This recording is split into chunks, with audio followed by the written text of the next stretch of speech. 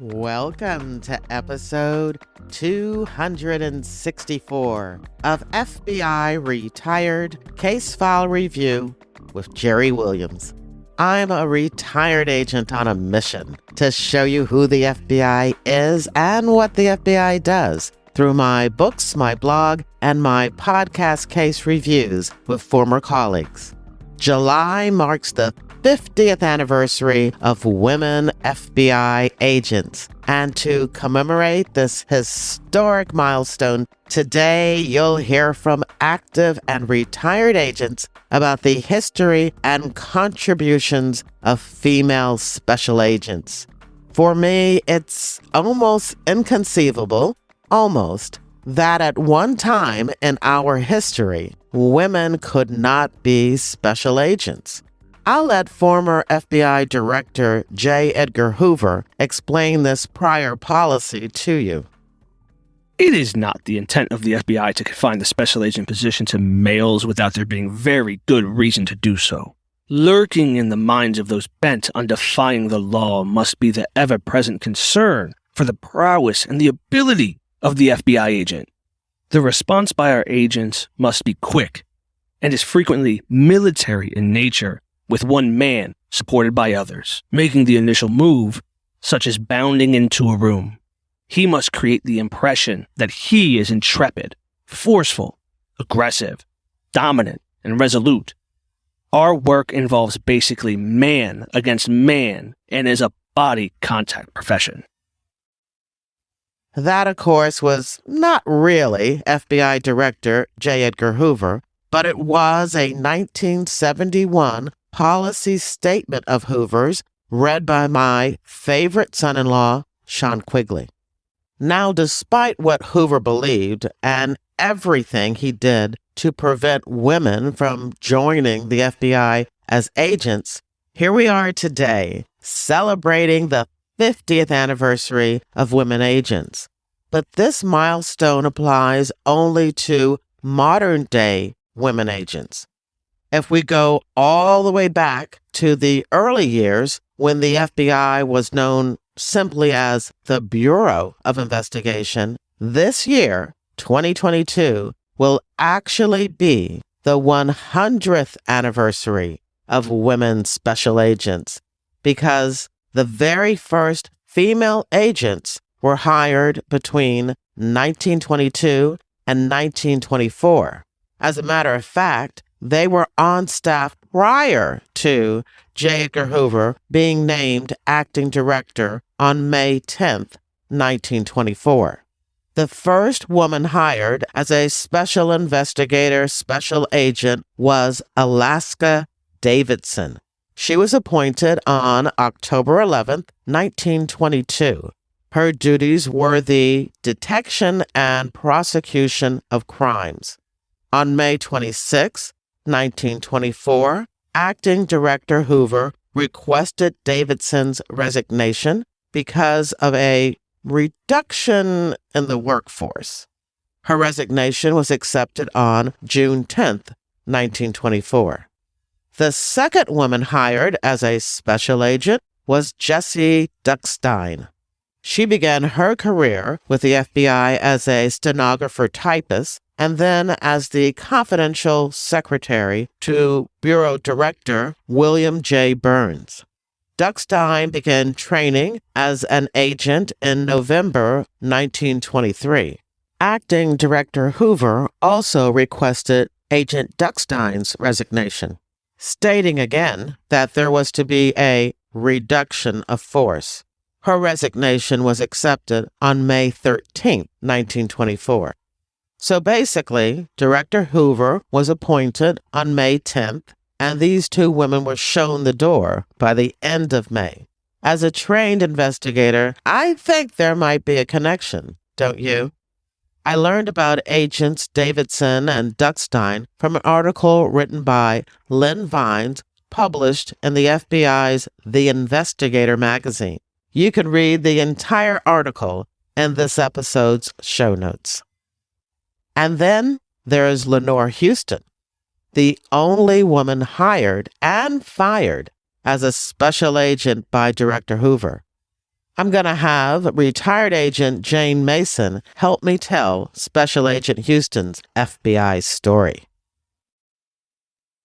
So, Jane, when Hoover became acting director in 1924, there were two women that were already special agents. And he did something, but the next thing we know, he has their letters of resignation and they're no longer special agents. But there was one woman, Lenore Houston, who remained on staff as a special investigator that people were in her corner or making recommendations for him to make a special agent. You've done a lot of research on that. So my first question for you is why you wanted to do research on Lenore Houston and what did you find out?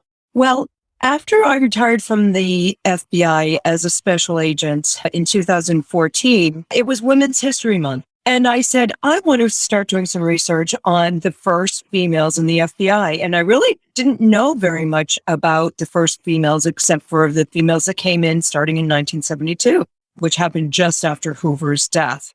And interestingly, in the FBI records that I obtained through Freedom of Information, Lenore Houston actually was assigned to the position of special agent by J. Edgar Hoover. And she is the only woman who he ever designated as a special agent at the FBI.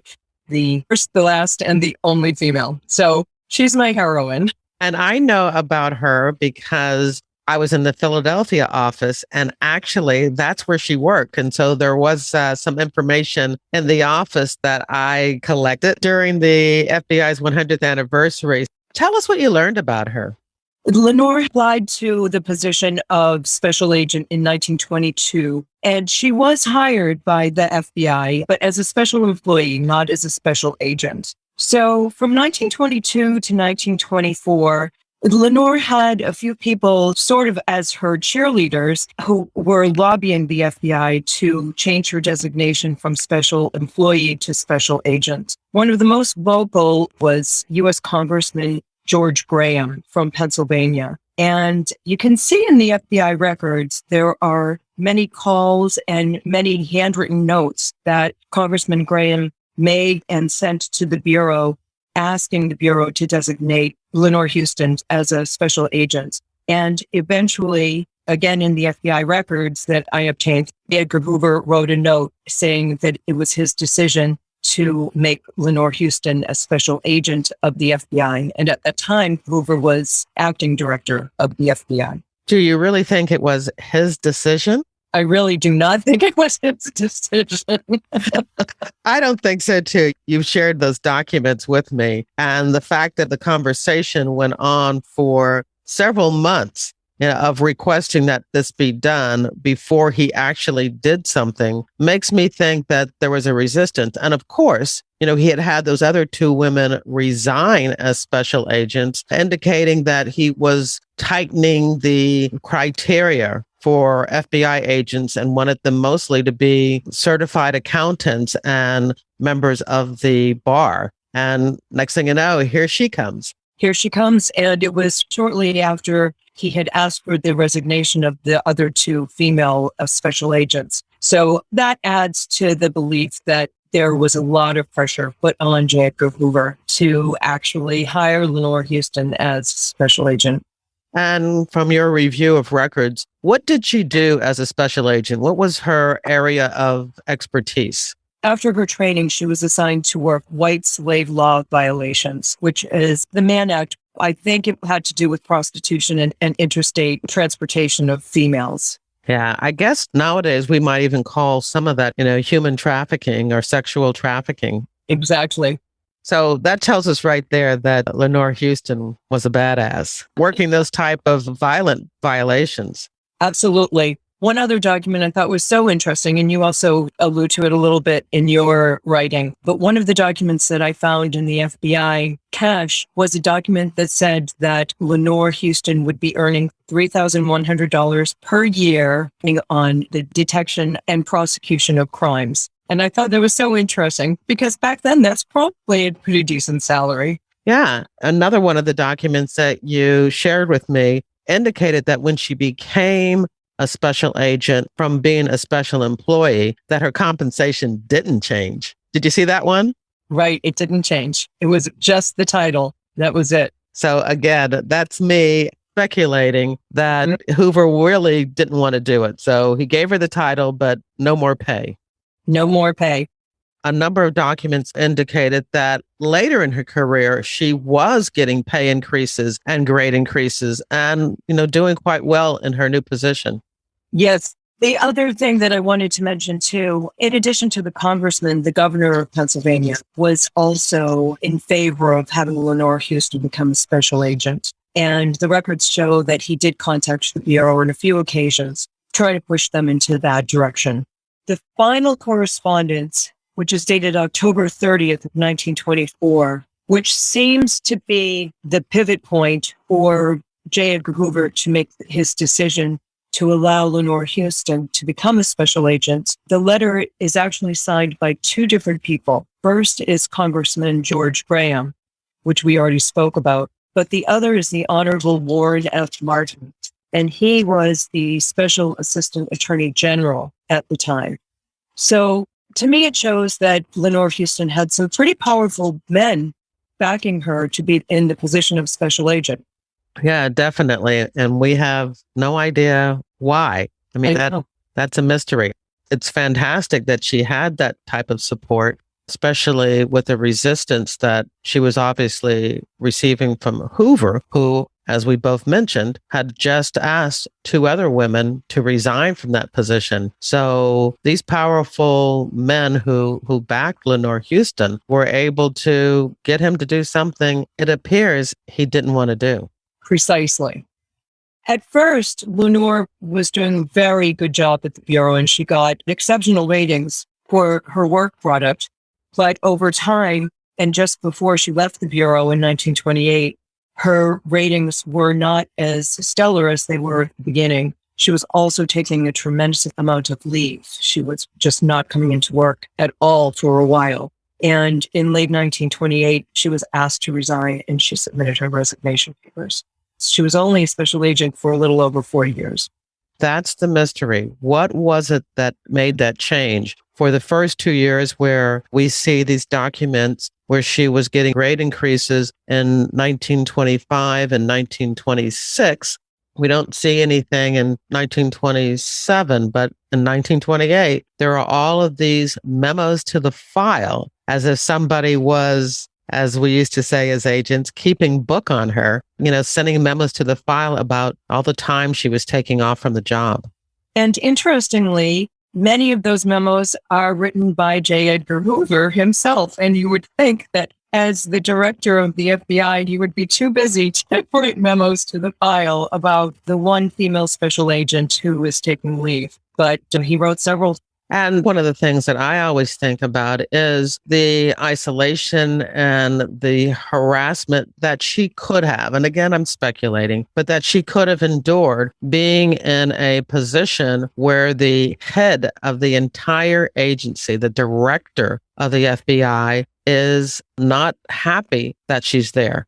All information points to the fact that he was very unhappy that she was there. And you could almost say from reading all the memos that he sent to the file that he was, quote unquote, gunning for her job, because documenting someone that often, that frequently by somebody who's the top level of the Bureau of Investigation at the time really is saying something. I'm sure he didn't write memos to the file on every single agent that worked for him. So you're right. It's a mystery and it's fascinating. Now, one of the things that I find extremely fascinating is not in the official Bureau records, but I found this in the Philadelphia office. A chief of clerks, a position that they no longer have in the Bureau, but the chief of clerks had written a report about the history of the Philadelphia office. And in it, there was the most interesting line. It says, a report dated December 30th, 1930, indicates that Miss Houston, formerly Special Agent Lenore Houston, was confined to a hospital and that she was suffering hallucinations and had threatened to shoot Hoover as soon as she was released. Wow. Isn't that interesting? And what came first? Did she have mental issues and therefore be asked to resign from the FBI? Or did the agents she worked with in Hoover just drive her crazy? Right. Did they drive her to madness? Who knows? I wish we could learn the truth about that story, but I doubt that we ever will. But yeah, she's just a fascinating human being in the history of the FBI. You can view some of the documents Jane received from her Freedom of Information and Privacy Act, FOIPA, request in the show notes. After Lenore Houston's resignation or firing, whatever you want to call it, there were no more women hired as special agents during J. Edgar Hoover's 48-year tenure as director of the FBI. Hoover believed women could not handle the demands of the position, and he frequently justified his views in writings and correspondence. Special Agent Christina Reband of the Chicago Division spoke with me about the infamous Hoover letter that has been passed around and filed and framed by generations of female FBI agents. I was first introduced to this infamous Hoover letter about 6-7 years ago when I had a female supervisory special agent who had it on her door. I was an intelligence analyst at the time, and I remember stopping to look at it, wondering if it was real. It looked like it had been photocopied so many times. And when I asked my supervisor about it, she said, "Oh yeah, this has been passed down from generation to generation of female agents to remind ourselves that we now hold positions that we were once not allowed to have." Here's Sean Quigley again, this time reading the letter Hoover wrote to Miss Nancy McRae in Hartford, Connecticut on April 16th, 1971. Dear Miss McRae, I was glad to learn from your letter received on April 13th that you are interested in a career in the FBI, and enclosed are publications regarding the opportunities available and requirements for employment with us. Because of the nature of the duties our special agents are called upon to perform, we do not employ women in this position. We must have agents who are qualified to cope with any situation they may face. As you will see, however, women do hold many important positions in this bureau. Sincerely yours, John Edgar Hoover. I stared at it because I didn't know if it was real. I felt bad for this lady, Nancy, who Hoover wrote to, because it seemed as if Hoover kind of crushed her dreams in her wanting to become an agent. I also questioned the authenticity of it. Like, would Hoover actually write some lady a letter denying her a special agent job in the FBI? From there on out, I kind of always just wanted to know who Nancy was.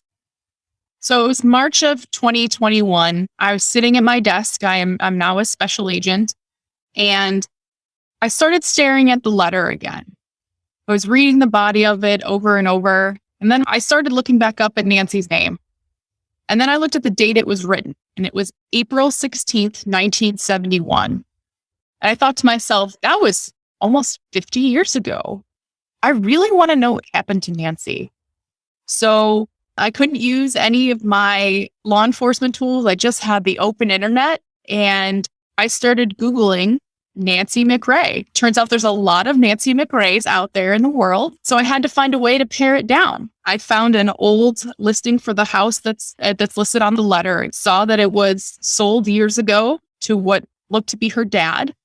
And that was a less common name. I ended up finding his obituary and finding Nancy and her married name on there and the city she lives in. And then through the white pages, I found her current address and wrote her a letter one day. So about 10 days after I sent the letter, I received an email from Nancy. She couldn't believe that I had sought her out. She spent most of her life searching out her family members and never thought that someone would actually try and find her. She knew exactly the letter that I was talking about, and she still has the original copy of the letter to this day.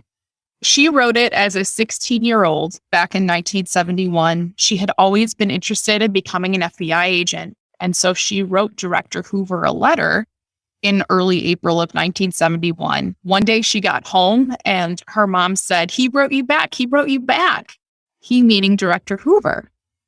Nancy was ecstatic and could not wait to open up the letter that he sent, only to find out that she could not be an FBI agent purely based on her gender. So she threw the letter on her bed and never wanted to look at it again. But it turned out that her mom actually saved the letter this whole time. She had no idea how infamous this letter was. After getting a degree, Nancy ended up working and becoming a special agent with another federal agency because she knew that they were accepting female agents at the time. She was on a task force with the FBI out on the West Coast, and she was discussing this letter she received from Director Hoover with an FBI agent on this task force with her one day. And this FBI agent did not believe that it was Hoover's actual signature on this letter. So Nancy called her mom, and her mom was like, "Yeah, I still have the letter. I'll send it to you." And to the surprise of this FBI agent, it was an actual Hoover signature. Nancy believes that this agent then made a photocopy of it. And from there on out, it's just been photocopied over and over and over and been passed down to female agents in the Bureau ever since. Nancy and I still talk frequently. She was very excited that I'm able to share her story with the world. She's retired now, but she still to this day wants to be an FBI agent and thinks of us often. She is just an absolute wonderful human being. And I'm so happy that I was able to find her and to let all the female FBI agents know exactly who Nancy is and what happened to her, because we all know her name and we should all know more about her. In the show notes for this episode, you can read Special Agent Christina Reband's full Investigator magazine article about the Hoover letter and the fascinating story behind why Nancy McRae never applied to the FBI once women were accepted and joined the DEA instead, and why 8 years later she left the Drug Enforcement Agency. By the way, I had a chance to speak with Nancy McRae, now Patterson. I hope I can get one of my podcaster friends to have Nancy on as a guest to tell her full story. The thing I remember most from our conversation was how sad and angry and frustrated she felt when she opened that letter from Director Hoover so many, many years ago. She said her conversation with Christina and me has helped to heal wounds she never knew she had. Director Hoover was determined to keep women out of the FBI, but just 8 days after Hoover's death in May 1972, acting FBI Director L. Patrick Gray III issued a press release announcing that women could finally be considered for the FBI's special agent position. 2 months later, on July 17th, 1972, Joanne Pierce, who had been a nun in New York for 10 years before joining the FBI in 1970 as a researcher, and Susan Raleigh, a 25-year-old former Marine, were sworn in as FBI special agents, walked onto the campus of the FBI Academy in Quantico, Virginia, and began their 14 weeks of training. In the show notes, there's a link to the FBI website and detailed bios for Joanne Pierce, Misco, and Susan Raleigh Malone. By the way, Hoover had also been determined to keep minority agents out, but in 1962, the first African-American agents were allowed to attend the FBI Academy. So, FYI, we are also celebrating the 60th anniversary of the first modern-era Black FBI agents this year. The first female African-American agent, a 26-year-old attorney named Sylvia Elizabeth Mathis, made FBI history on February 17, 1976. She served with the FBI for 4 years before leaving the Bureau in 1980. You can learn more about Agent Mathis in the show notes. As we review the history of women special agents, I feel it's important to acknowledge women in law enforcement in general, and specifically women of color. So here's a conversation I had on this topic with my former college roommate, sorority sister, and best friend, retired agent Carol Phillip Sidnor. We've been friends since our sophomore year in college. I'm sure listeners are wondering, if we're such close friends, why I have never had you on FBI Retired Case File Review doing a case review. So what's your excuse? Okay. I have to say that you came to me early on, and because I worked in the field of counterintelligence and it's all classified work, I wasn't able to talk about any of my cases. I would love to, but you know what they say, if I tell you, I'm going to have to tell you. But that's the reason why. And I'm glad you found a way to work me into a podcast, because it's really an honor to be on. So you joined the FBI in January of 1986, but prior to that, you were a police officer with the Baltimore Police Department. I can't say that I had some long desire to be in law enforcement. I was attending Morgan State University, and I was in a federal program that hired college students. And once I graduated, I could finish out the summer after graduation. But after that, I was going to be unemployed. A friend of mine, who is a member of the Baltimore Police Department, told me, why don't you join the police department, go through the academy, and look for another job while you're in the academy. I took that person's advice, and at the end of the 16 weeks, I believe it was, I think I was the first Black female to be valedictorian of the Baltimore City police class. I couldn't just walk away after that, so I decided to stay, and I ended up loving law enforcement. I majored in social work, so I came into law enforcement probably with a little different attitude than a lot of people. Now, we're talking back in 1979. What was the reception? You did well in training, but once you were working on the street, what was that like? I felt very respected by my colleagues. But there was a little bit of hesitancy because, number one, I was 23 years old, college grad, head of my class, and Black female. I did have to sort of win people over. I think once I was battle tested, then no problem after that. Law enforcement, you deal with criminals, and sometimes criminals don't want to be arrested. So I had a few instances where it was a physical struggle to place one under arrest. After handling myself in those situations, my fellow officers were a lot more comfortable. Jerry, you were always on me. Come on, join the FBI. You'll love it. And so you recruited me. And I'm honored that you felt that I have what it takes to be an FBI agent. Statistically, women make up 12 to 15% of law enforcement. In the FBI, the numbers have grown from when you and I entered, which was about 5 to 7%, to now being 22%. That's movement. But I will say, when it comes to Black female FBI agents, it was about 0.5% when we came in. It's now 1%. I mean, there wasn't a lot of Black female agents who joined the FBI before we did, but we really need to give tribute to Sylvia Mathis. She came in 1976, but quit the FBI about 4 years later. And whenever I look at a picture of her, I feel her pain because I know she didn't have it easy. And I know that because when I came in, I didn't have it easy. I came in at a time when the FBI was trying to do some creative things in order to increase the number of people of color and women.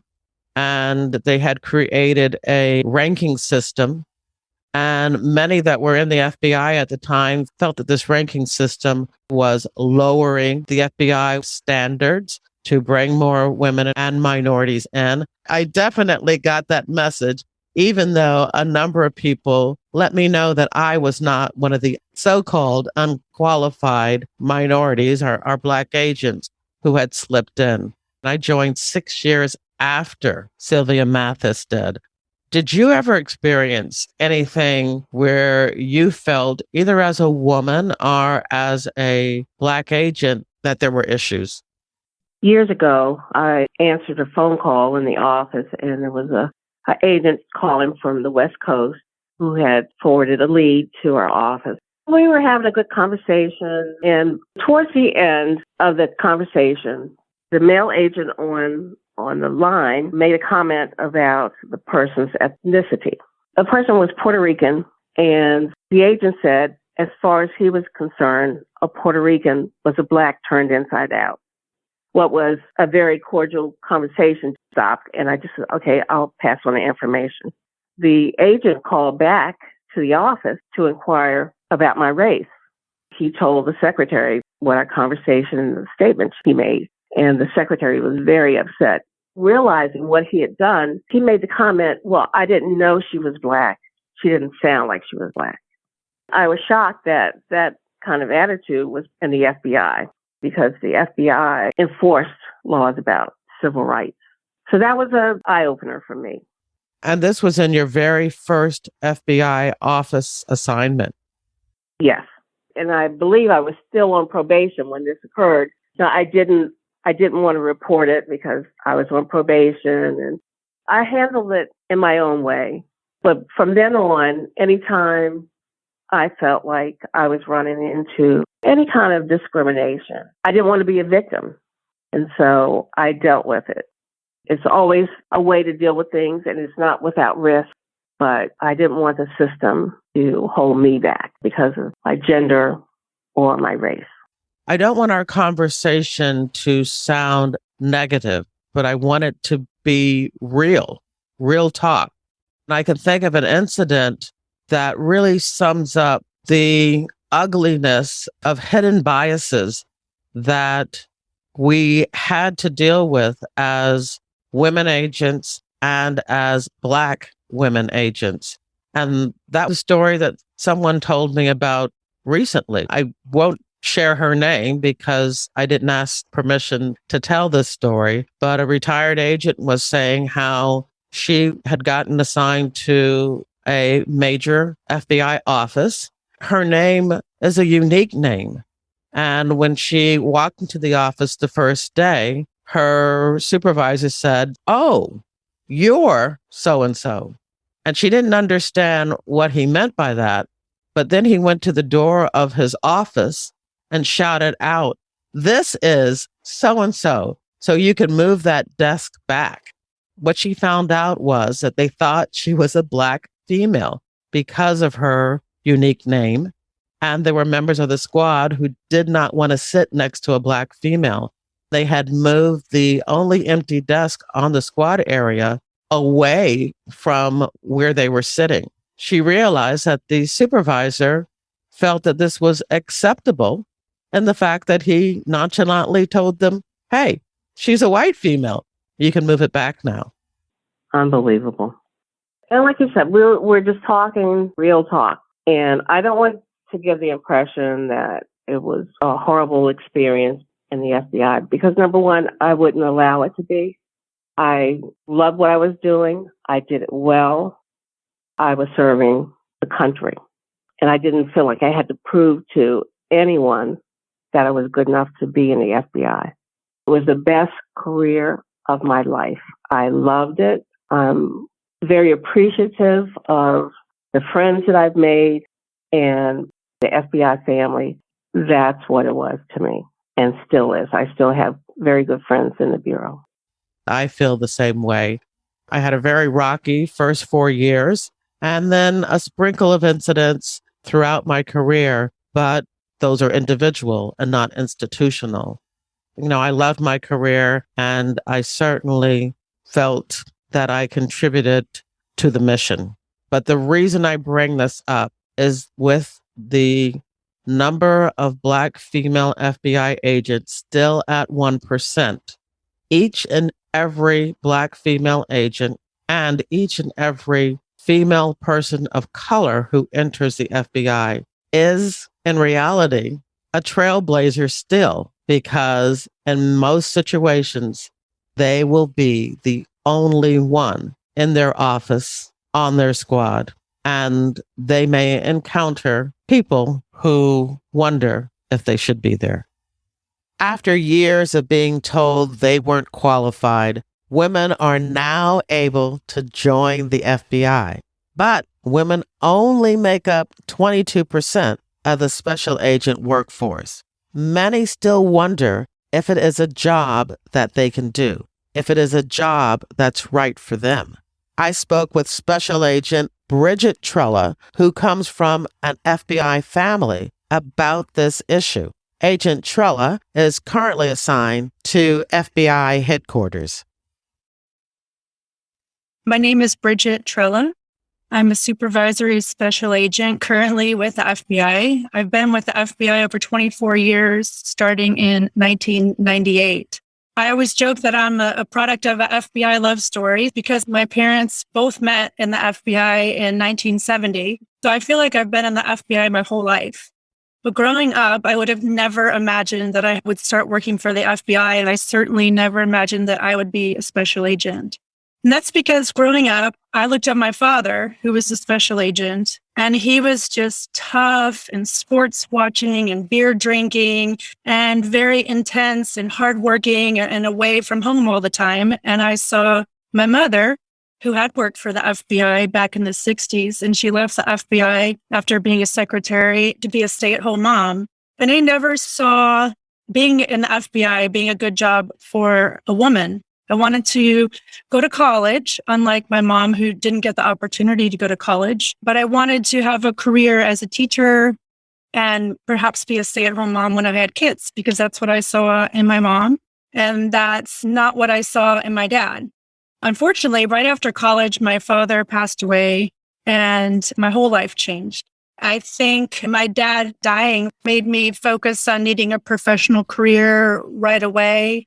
I was always interested in what the FBI did. And so forensics was a way that I could be involved with not having to be a law enforcement officer, which at the time I couldn't have ever imagined myself being.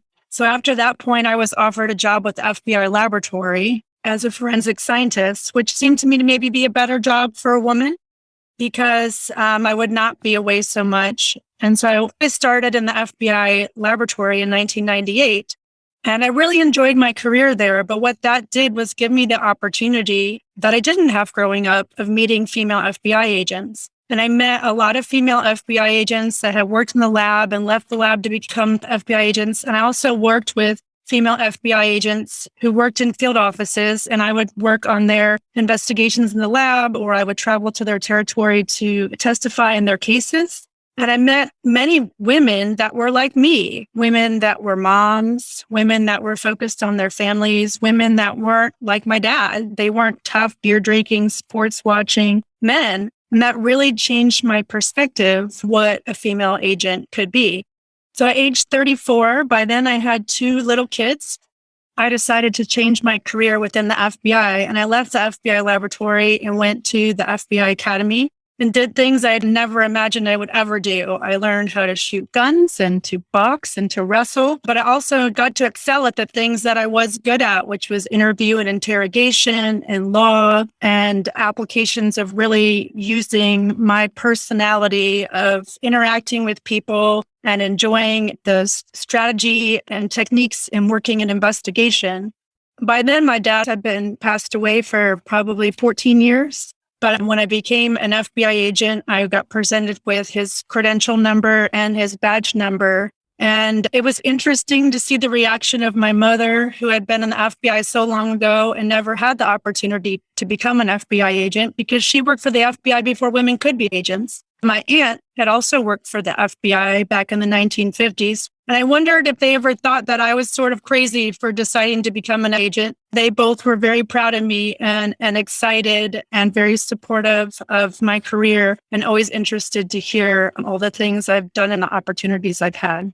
To me, being a great FBI agent is to have the very best interpersonal skills and have the ability to connect with people, all sorts of people, on an emotional level. And I do feel like women are inherently better at that than men. And as far as women wanting to be mothers and have careers, I honestly think it's a great job for women and particularly mothers, because in some ways it's demanding and in other ways it's flexible. And I think the skill set you have as a mother really lends itself well to being an investigator and operating sources and working with victims. I've met many female FBI agents who are moms, some who are even single moms. And actually, I'm a single mom. I'm divorced with 2 teenage daughters. And I've even known several female FBI agents who have adopted children and raised children on their own and do a fabulous job. And I actually know single dad FBI agents.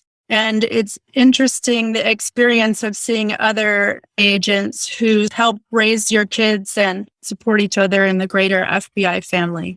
And so if you're out there and you're a woman and you're listening and you're wondering if this job is for me, I encourage you to reach out to any female FBI agents you know, or those you can look up on LinkedIn, and talk with them and ask them their experiences and ask them all the questions that you're wondering and been afraid to ask.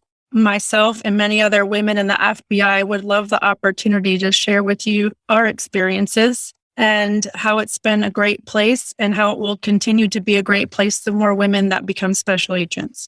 I often reflect on if my father had not died and perhaps was still in my life, would I have joined the FBI and would I have been an FBI agent? And I honestly do not know the answer to this question. I do suspect that I would not have followed that path.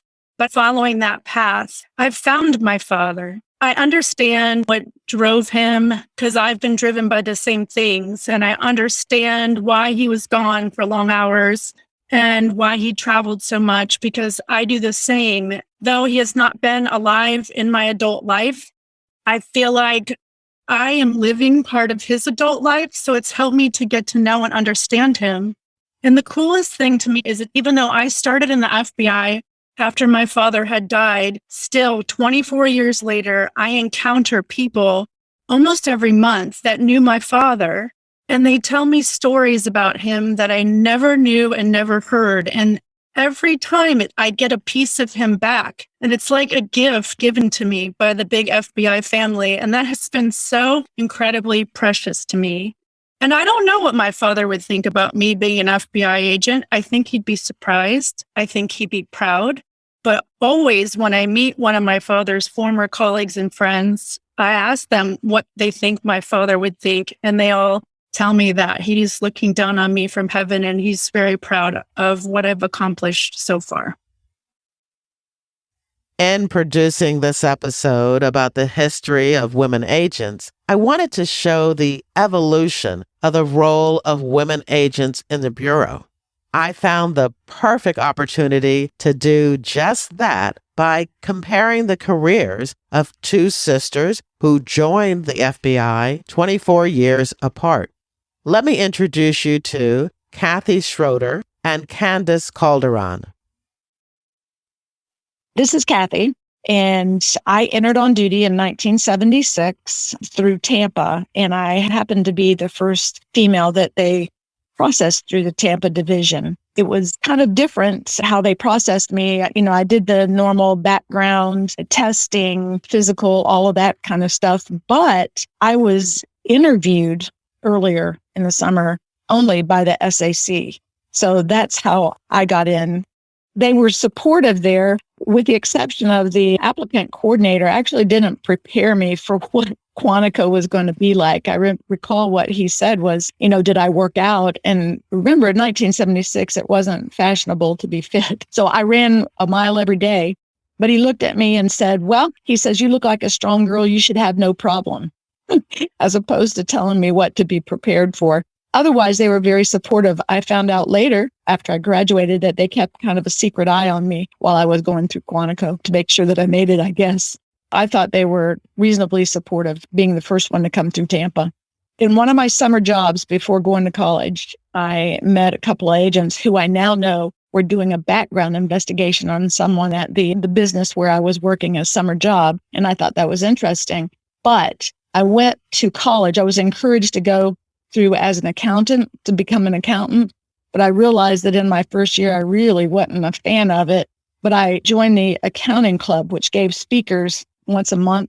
And one of the speakers was a special agent accountant. And I must have asked him 50 million questions about it. And I realized at that particular point in time, if I was going to be an accountant, I would like to use it other than sitting at a desk all day long. And he made it sound like accountants could be a valuable asset to the Bureau in doing that. And I thought, well, okay. And so I finished the last 3 years of my college knowing that that's what I wanted to do. I actually applied at 22 and they had to wait till I was 23 to let me in. Our father was Florida Highway Patrol, so he was in law enforcement, although he didn't encourage me in doing this because he thought it would be very hard for women to be in the law enforcement field. But I thought, you know what? I can do this. So I was going to do it or die trying. I almost died trying. And my first office was Dallas. Being 23 and brand new, female agents at that point were like a unicorn. There weren't many of them around. So I have to say that the agents, they were, a little skeptical and a little reticent to work with a young female agent. Actually, I found out that some of the wives had told their husbands they weren't a fan of them working with a female, which kind of bothered me at first. But what I ended up doing was, attending Bureau functions so that I could meet some of the wives and, win them over so they would see that I'm not, a threat or anything like that. And then that actually worked. So once they became comfortable, agents tended to work with me more.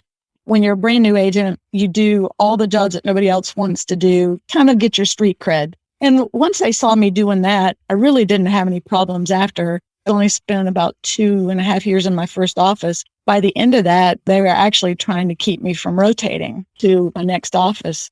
In the beginning, I understand because we were new that they were going to be put off, a little standoffish, but you win them over by your hard work and you just keep your head down and keep going. And at the end, I had so many friends cried when I left. I came in 76 and Candace EOD as an agent in 2000. There was 24 years between our EOD dates, but there's not 24 years between us. I'm 14 years older. So I'm the oldest of 5 and she's the baby. Kathy was coming straight from the family home when she went in. And so very young, as opposed to myself, who was just shy of my 33rd birthday and a single mom of a 3-year-old. I was a support employee already. I had been a support employee for about 3 months when there was a hiring freeze and they canvassed onboard support personnel. I think it's only happened 3 times in the Bureau. And as long as you met all the criteria, if you got through Quantico, they'd actually send you back to the office that you processed from.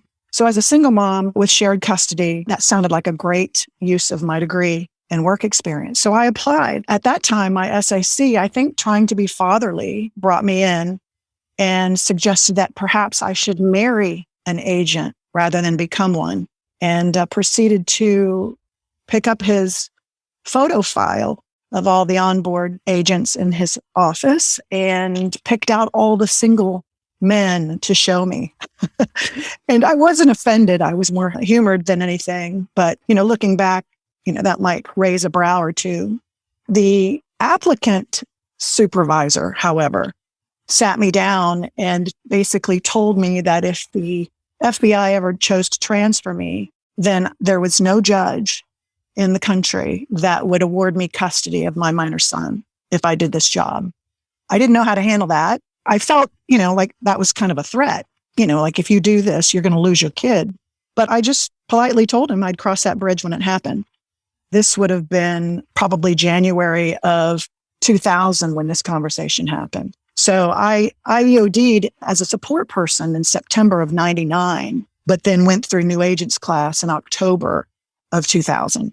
Kathy was incredibly supportive. Absolutely. Of course, she was an assessor at the time. And so she had to be very careful about what she could tell me in the way of what to expect. But I honestly didn't go to her for, advice about the process. It was more about the job and the culture, what to expect at Quantico, the PT tests and things like that.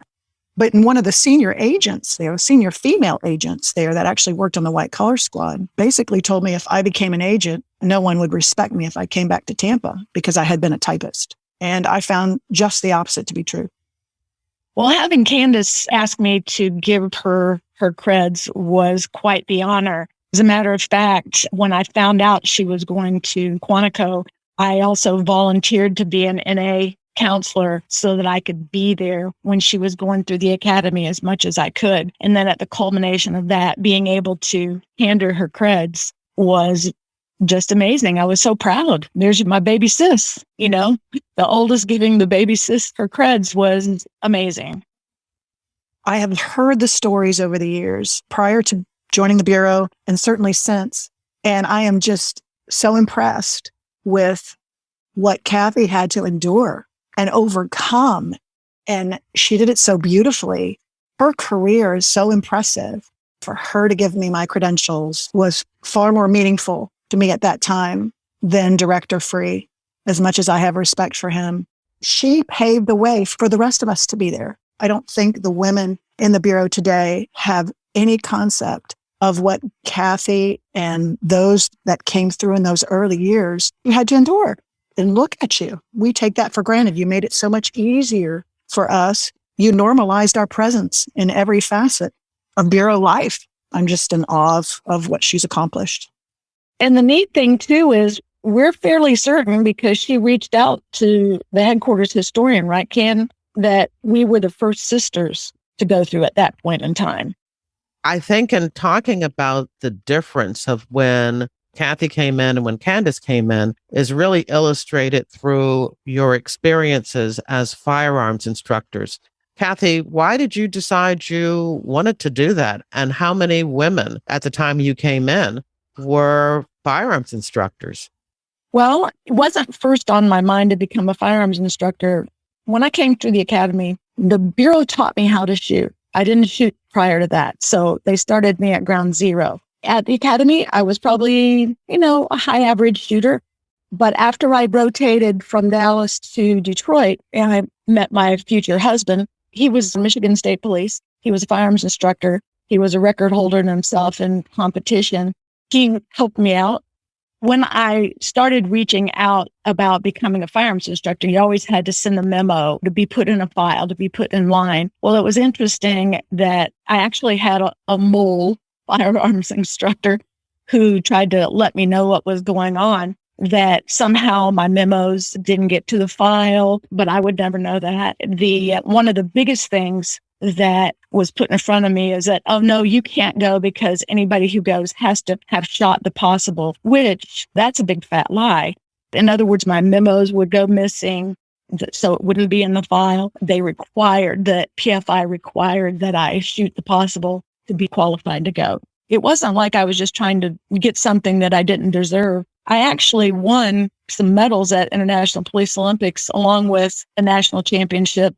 So I thought that my skill level was high enough that I should be able to become a firearms instructor and help my fellow agents, with their shooting skills. I was required by the PFI to shoot the possible before they would consider sending me to become a firearms instructor.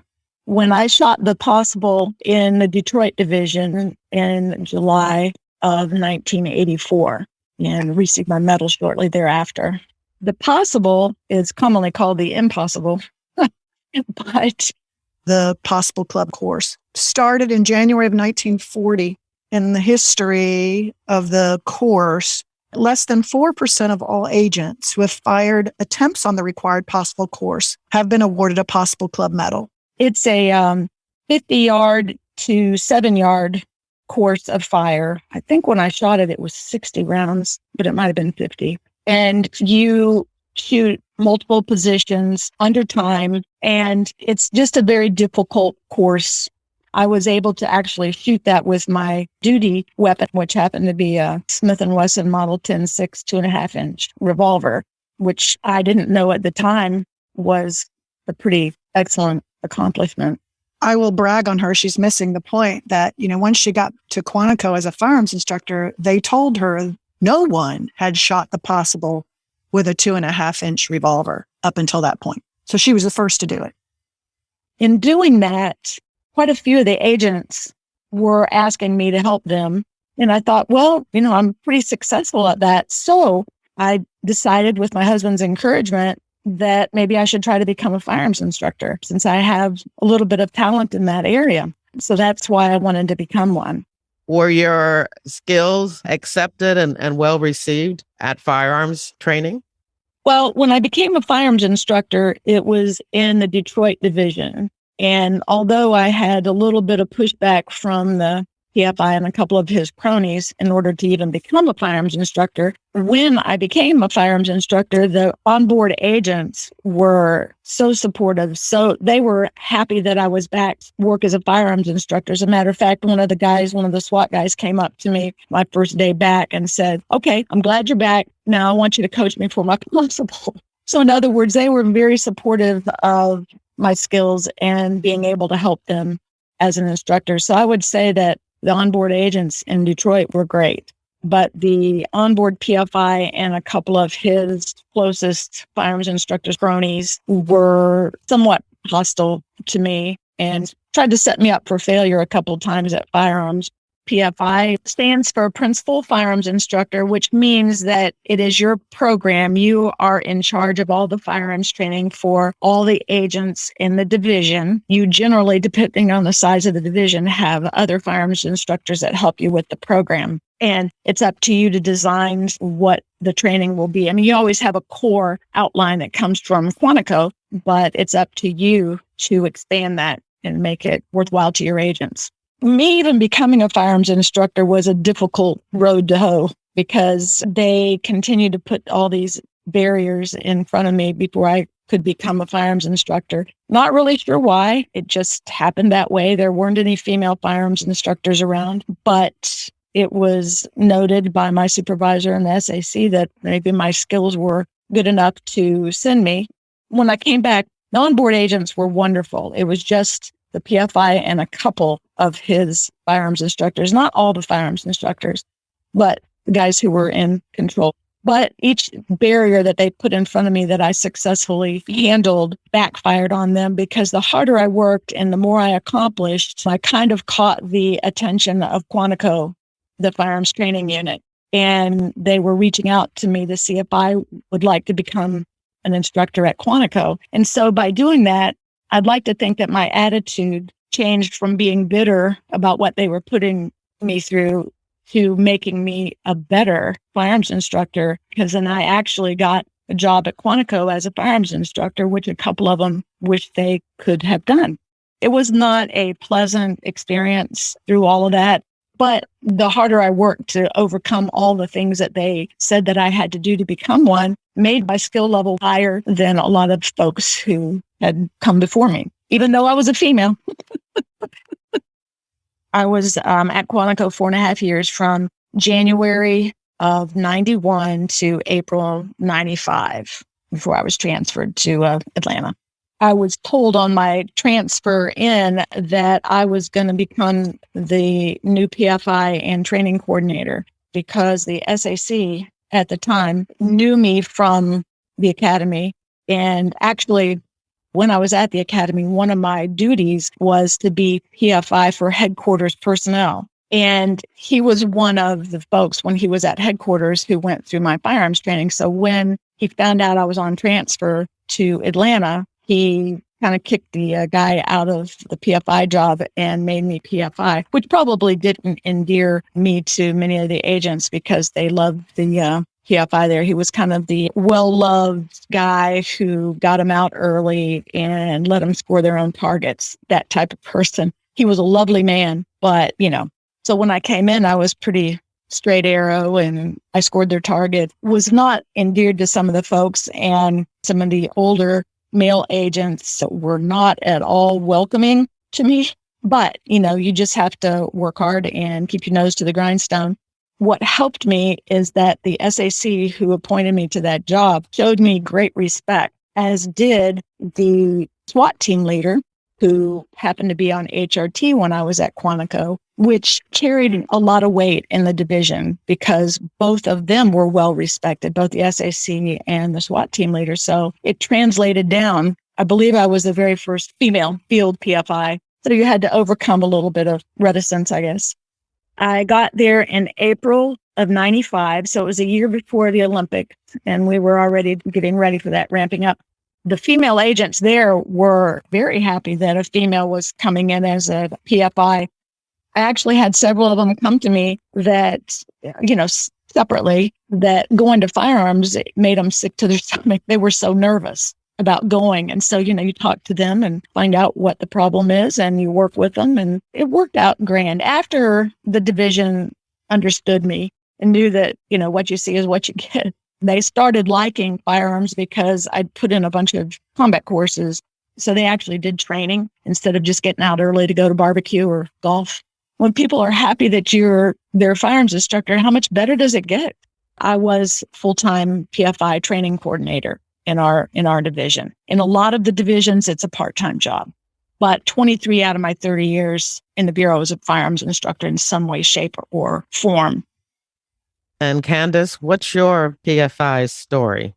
I shot the possible on November 19th of 2004, and I was the 1,401st person to do so.